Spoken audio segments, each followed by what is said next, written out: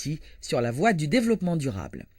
Les préparatifs pour la réalisation des prochaines élections législatives, l'état de droit et la sécurité ont figuré parmi les principaux thèmes débattus lors de cette séance de travail en tête-à-tête.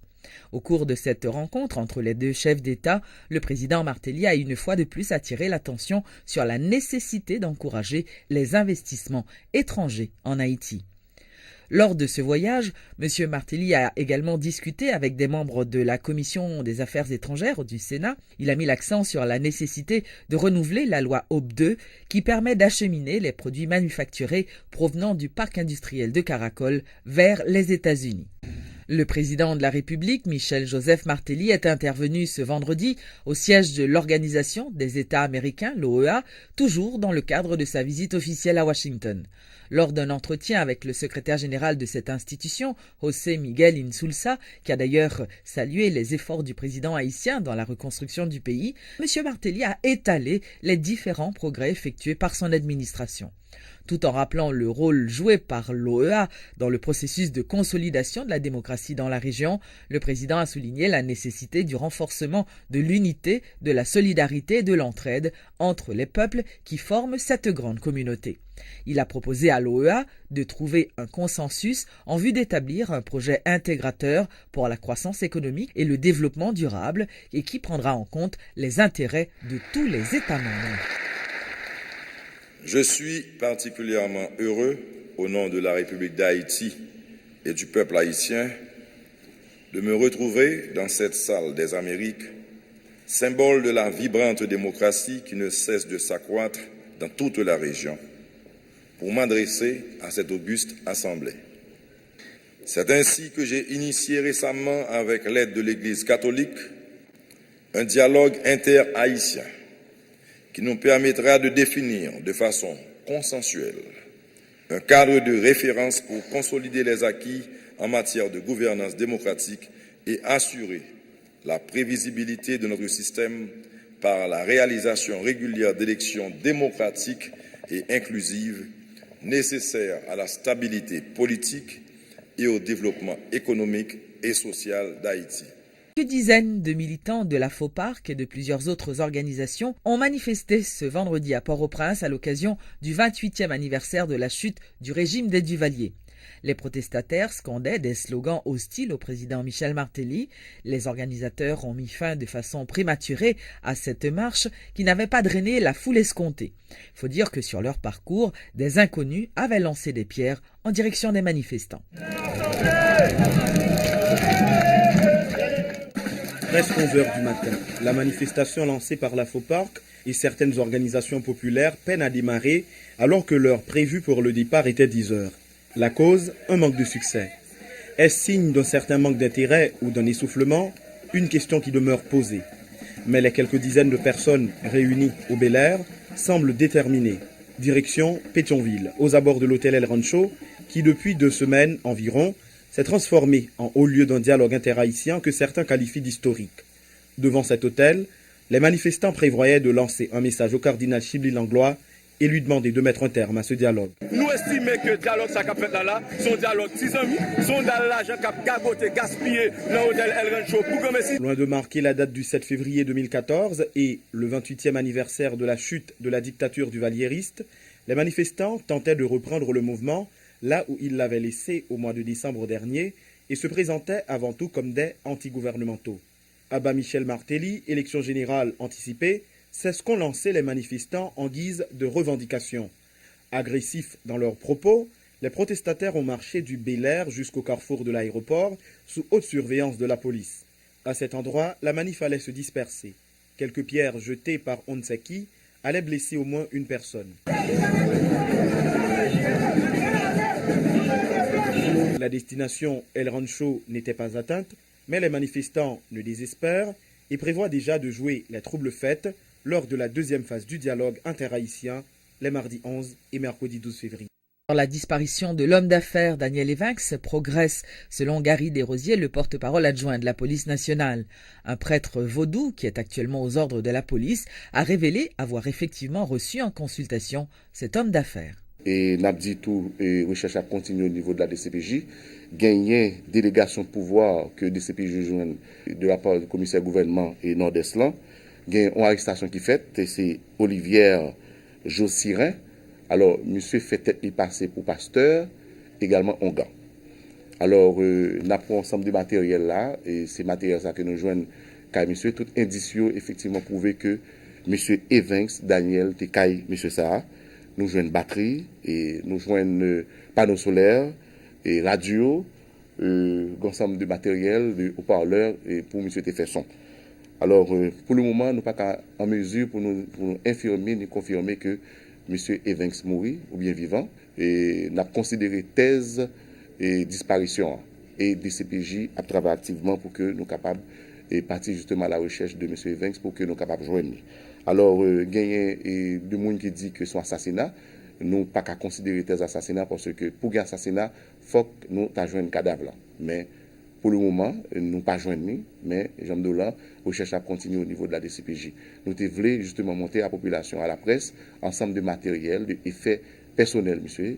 L'aile est allé dans la zone Marouge et c'est le cas et monsieur Olivière et Jossirin qui continue les pasteurs. Bon, monsieur dit les pasteurs, les ongues en même temps. Probablement, M. Evans sont en la suivre là. Et puis, mais M. dit que depuis lors, dans la nuit, il va jamais voir M. Evans. Alors, je voulais justement anticiper parce que l'enquête là continue au niveau de la DCPJ. Président de la République, là, Excellence Michel Joseph Martelly, participé dans la cérémonie célébration fête l'ordre maçonnique haïtien dimanche 26 janvier dans la loge Amitié Frésini numéro 1, siège Grand Orient d'Haïti 1824. Président Martelly, qui était habillé sur le protocole cérémonial, était rentré dans le temple sacré à Akbatan Louvri. Dans l'occasion, chef l'État, dans présence sérénissime grand-maître là, grand-maître passé, grand-maître Oratea, souverain commandé à grand protecteur passé, dignitaire l'Orient et latrier, souligner responsabilité confirmation en gagné, dans cadre mission qui se travaille, dans lever escape figi pays et puis qu'un valeurs républicaines yo. Président République là, l'enseignant appel fraternité, dans mitan frère sous l'obédience yo, yon gens pour cultiver, yon l'esprit solidarité, akinité, loin l'orgueil, raïssa bak division. Je me félicite d'avoir pu humblement apporter ma contribution à la réunification des deux branches de notre ordre par un dialogue franc et sincère à la dimension de l'idéal maçonnique. Que tous ceux qui ont contribué à cette œuvre mémorable soient publiquement remerciés. Je veux croire que cette flamme de l'amitié brillera de cette mille-feu pour renforcer notre égrégore et nous donner plus de force afin de travailler pour la paix qui doit garantir le bien-être de tous. C'est pourquoi je lance un appel fraternel à tous les frères de l'obédience pour que se poursuive le dialogue devant aboutir à la réunification complète de la maçonnerie capitulaire haïtienne au niveau des deux rites pratiqués dans l'obédience.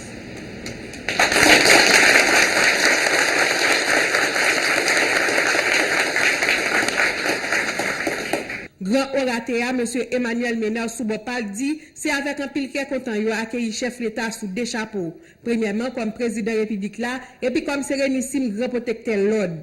Il a profité signaler, principale devise franc-maçon yo qui chita sous principe liberté, égalité, fraternité. M. Ménard présentait chaque franc-maçon tant coup yon constructeur, yon ouvrier la paix, yon instrument créateur à mettre campé pour assurer sauvetage collectif là.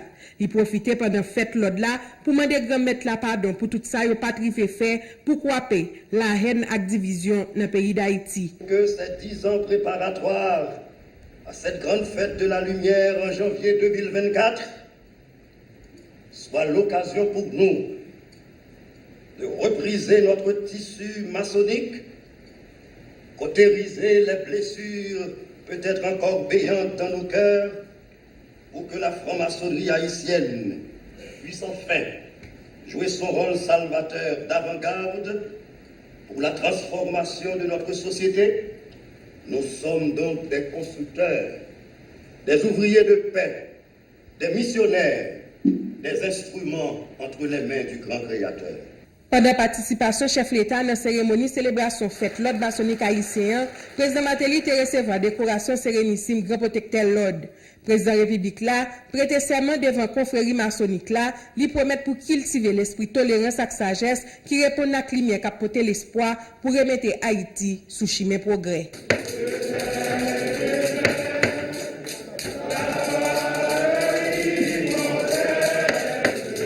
La Direction générale de la police nationale d'Haïti affirme avoir connaissance des pratiques douteuses de certains agents de la PNH, qu'il s'agisse des policiers qui rançonnent les conducteurs ou encore ceux qui abusent des jeunes filles ou ceux qui brutalisent les citoyens. Le porte-parole de l'IGPNH précise que la liste des agents en examen est longue.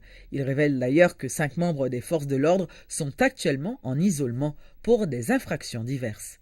Donc, cas corruption avec rançonnement, c'était 3 policiers dans Delma qui t'a fait un check sur un motard. Donc, motard là, il était joué environ 500 000 gouttes sous lui. Donc, 500 000 gouttes là, il était demandé monsieur côté le joindre, monsieur a dit c'est comme il va le déposer à la banque et c'est comme une entreprise commerciale. Monsieur a prouvé que il était gain carnet avec numéro compte pour le déposer comme ça. Mais les policiers ont exigé quand même qu'il était entré en contact avec le propriétaire magasin par téléphone. Les rentrés en contact avec le propriétaire magasin, il confirme qu'effectivement, c'est monsieur qui a habitué à faire des dépôts pour lui, donc c'est monsieur qui va le déposer comme là. Les policiers ont exigé motard là pour $1 500. Motard là a été refusé et il a renégocié avec le responsable d'entreprise là, de telle sorte qu'il a été joué $1 500.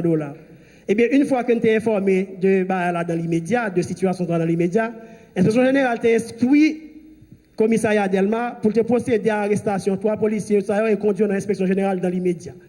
Donc là, on est arrivé là, en présence du juge de paix, nous avons procédé à fouiller et nous avons joint sous chaque $500. Donc, quand ça, nous traitons et nous voyons le commissaire gouvernement.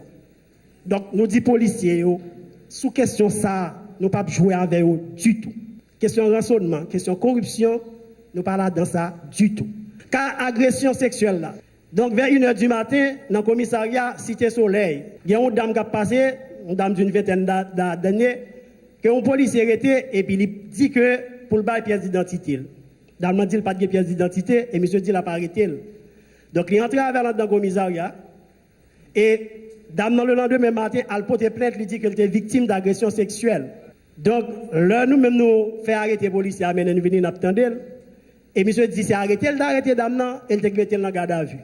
Et bien, là, on a vérifié mes courants, et pas aucun côté que AXA était mentionné, pas aucun côté tout que dans le registre de rétention, monsieur était écrit qu'il était dans la garde à vue. Donc, thèse qui avait fait que c'était dans perspective pour agresser les gens sexuellement, il y a pour l'inspection générale.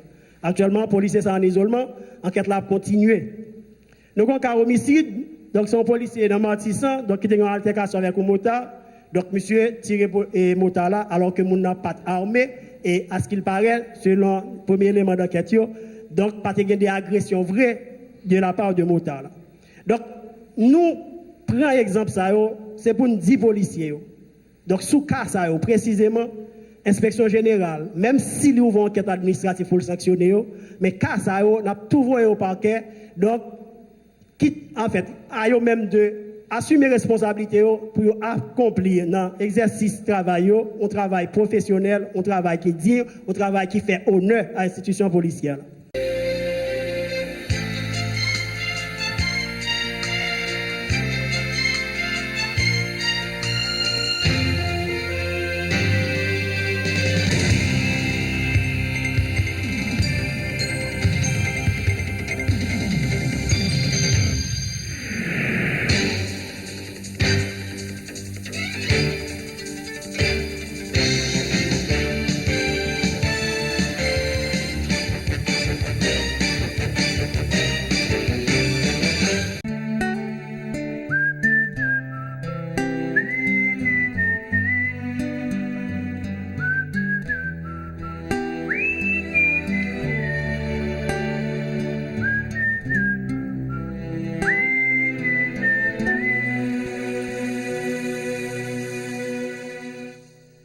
Haïti, c'est belle la mer, c'est belle montagne avec belle rivière, c'est belle plage avec pied cocoyer, belle paysage avec belle couleur.